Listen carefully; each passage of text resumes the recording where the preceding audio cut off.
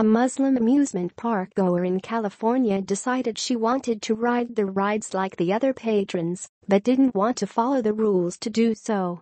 Wearing her full Islamic garb, she approached one of the thrill rides and tried to get on when she was told that her burka was a danger, as loose clothing poses an obvious risk of getting entangled. It's not just a danger to the one wearing it, but everyone else on the ride as well, who were forced to take a backseat to what she perceived were her rights.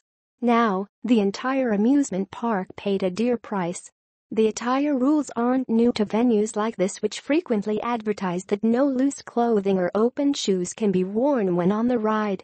The reason is obvious to most sensible people, but for Muslims, they see it as an opportunity to claim discrimination and religious persecution at the cost of others. Park employees stopped the Muslim teen and her similarly dressed friends before they could get on go-karts. Pointing out the posted signage surrounding it, the worker explained the safety rules which specifically applied to attire. This policy wasn't put into place to isolate anyone who follows Islam. It was to protect everyone in the park and ensure they had a good time and that the business didn't get a liability suit. Unfortunately, the Muslim girl didn't listen to that common sense reasoning. If a scarf were to come partially off and get caught in the motor or wheels, it could do deadly harm to the rider. This policy did not allow passengers to use the go-karts while wearing anything loose like a headscarf.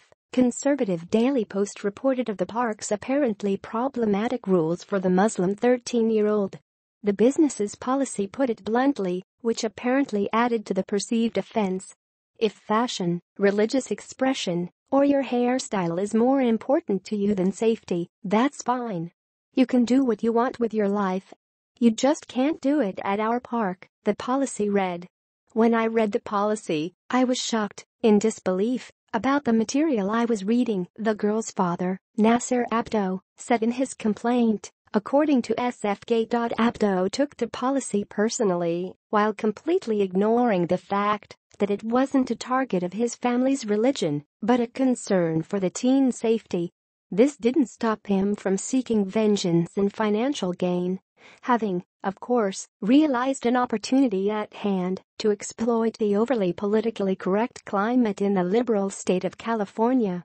SFGate reports a complaint against Palace Entertainment, an amusement park company and owner of the Boomers Park in Livermore, was filed in August 2014 with the State Department of Fair Employment and Housing by the Council on American-Islamic Relations. The grievance was submitted on behalf of 7 Muslim girls and women and a Sikh man after they were denied access to the go-karts because they refused to remove their religious hijab or turbans. It's been nearly 4 years since this complaint was filed, forcing the park to defend themselves and their safety rules. However, they just found out that none of that is as important as catering to Islam in the state of California. The company has now been forced to cave to the discrimination complaint, have changed their no headwear policy, and paid out a $32,000 settlement to the victims. According to the Council on American-Islamic Relations, CARE, complaint, the law guarantees Californians of all faiths access to places of business and entertainment, and safety concerns must be founded on more than speculation or stereotype.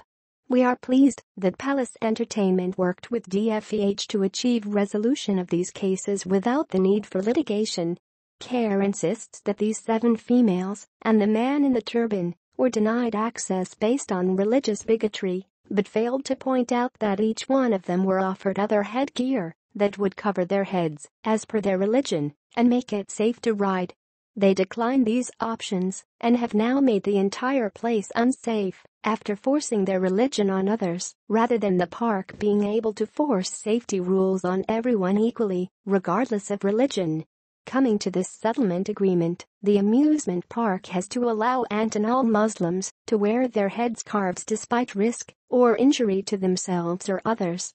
There is no solution on how they will move forward with this new policy to protect a religion alongside the safety of other people. This will inevitably open the park up to more lawsuits. If and when a Muslim's hijab causes an injury, you can pretty much guarantee the park will be held accountable for that too. Discrimination won't be the problem at that point. Disability will, and the turban headscarf wearer will win again, while everyone else loses out to this religion who would never make the same exceptions for any other faith.